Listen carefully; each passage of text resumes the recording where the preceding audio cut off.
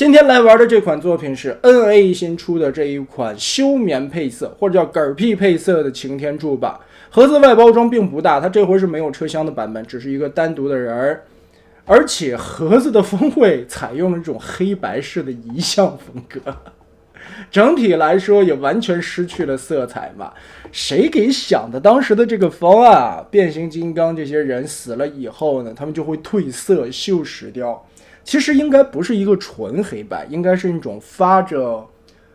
铁锈色的棕黄色的那种感觉吧。其实这个盒子的照片上边看出来也是有一种这样的味道啊，很有老旧照片底板那种感觉。内容物方面，纸品说明书配件内容也是和之前的单车版的擎天柱差不多的，不过这一次的能量大斧也用了这种茶色的或者深黑色的透明件来演示出这个和身体搭配的比较像的一个配色方案吧。还好我这回用的是这个蓝色的背景纸，还专门放了一个原色的柱子放在旁边。如果用的是之前那个灰色的背景纸的话，你甚至会怀疑现在的画面会变成黑白色，失去了它的色彩。也能看得出来，这一回 NA 在玩具实物上面做出来的这个黑白灰的这些过渡色阶，也是做的分色处理非常美妙的。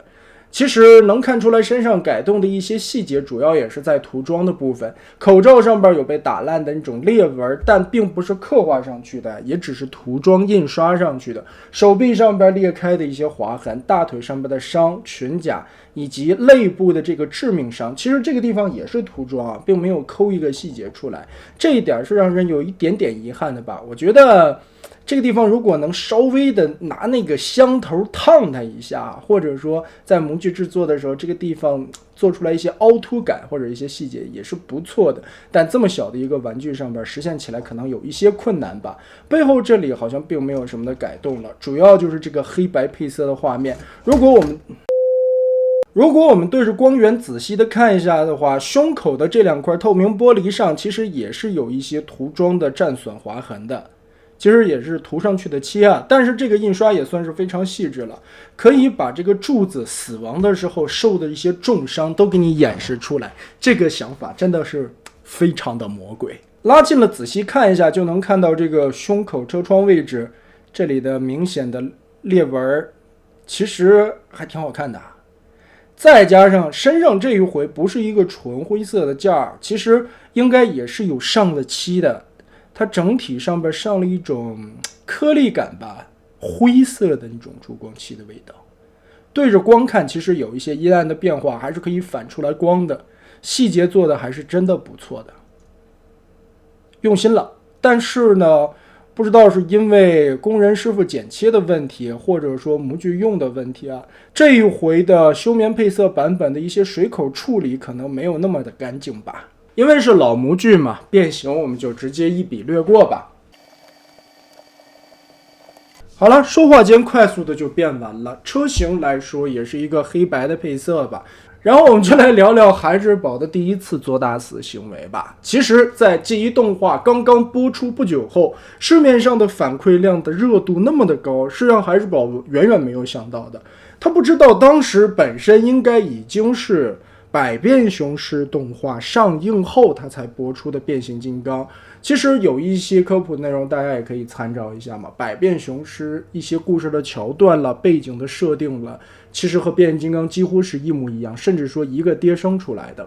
可以说其实最早抄袭的是变形金刚啊，是孩之宝这边抄袭了百变雄狮，才有了变形金刚的剧情。但后来的热度逐渐的上升，也让百变雄狮逐渐的败下阵来。孩之宝的玩具卖得非常非常的好，甚至成了当时圣诞节上边人们抢手的一件商品的时候，孩之宝意识到这个钱我赚定了。于是在后来呢，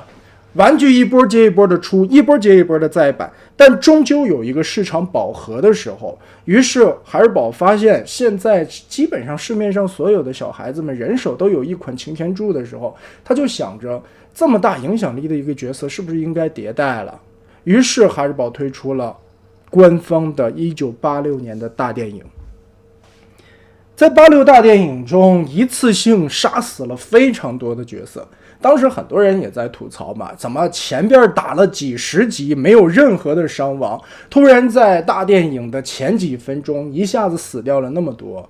这一点是让人非常接受不了的。在当时那些小孩子的心目中，擎天柱乃至于这些汽车人，他们都是打不死的英雄，他们可以拯救世界，成为了心中偶像的一瞬间，在电影院里边瞬间全部崩塌了。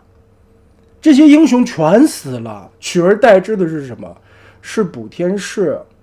是肉破那个头脑完全不冷静的小青年成长了的补天士，以至于在后续的动画片里边，他也展现出来各种对于这个领导能力的一些不足。所以从电影院里出来以后嘛，孩子们哭得完全哄不住，家长们无数次的给孩之宝这边打电话投诉，终于在各界的压力迫使之下，擎天柱在最终还是被复活了。这个桥段呢，也被后续各种各样的官方衍生作品，无论是游戏剧情、动画各个版本，都拿来变成了一种自嘲自黑，或者说是一个经典的桥段吧，就是擎天柱必须得死一次，然后肯定得活一次，然后再改变一个形象，那我就能卖一个净化擎天柱的钱了。所以起初的目标是把擎天柱弄死，把这一批老家伙们全部干掉，然后取而代之一部分新鲜的血液注入进来。孩之宝是资本家，资本的目标是赚钱，赚钱就要干什么？干掉之前的这帮老偶像，树立一波新偶像，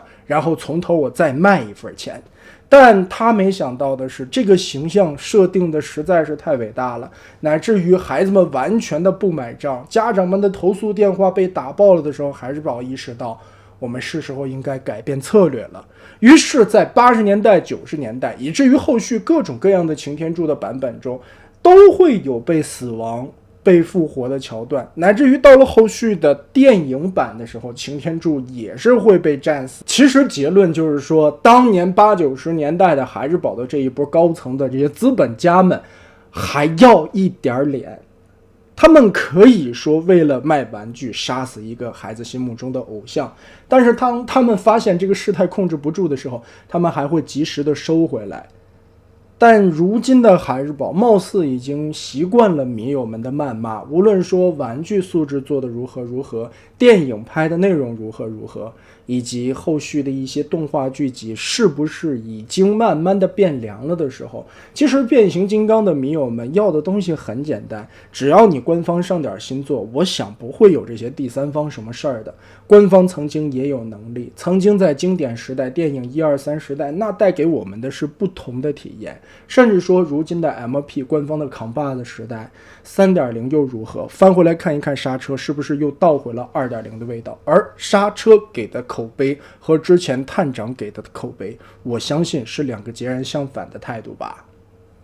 所以呢，如果说孩之宝能从杀死擎天柱这件事情上边发现他们的问题出在哪里，那能不能从后续的玩具的销售量以及他们大量积压库存的问题上找到后续发展的一些前进的方向呢？乃至于不让变形金刚的 IP 最终变成一个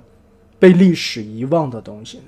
其实这就是一个作为变形金刚这么多年的迷友想要看到的孩之宝的未来吧。一个热了30多年的 IP， 许多人说它已经快凉了，又或者说它已经热度够了，这个 IP 的消费价值已经没有了。甚至还有的人说，孩之宝最赚钱的也不在乎变形金刚这个 IP， 人家有的是星球大战、小马宝莉等等一系列的 IP 作品。但我想说，星球大战的历史可不止30年，为什么它能做好，反而变形金刚不行呢？有的人说，变形金刚可能从一开始它的设定也好了，背景故事也好了，没有星球大战那么宏大，包括一些作者的能力啊，也并没有像星球大战那么的用心吧。但翻回来想一想，星球大战也是人编出来的，包括后续用心的一些态度，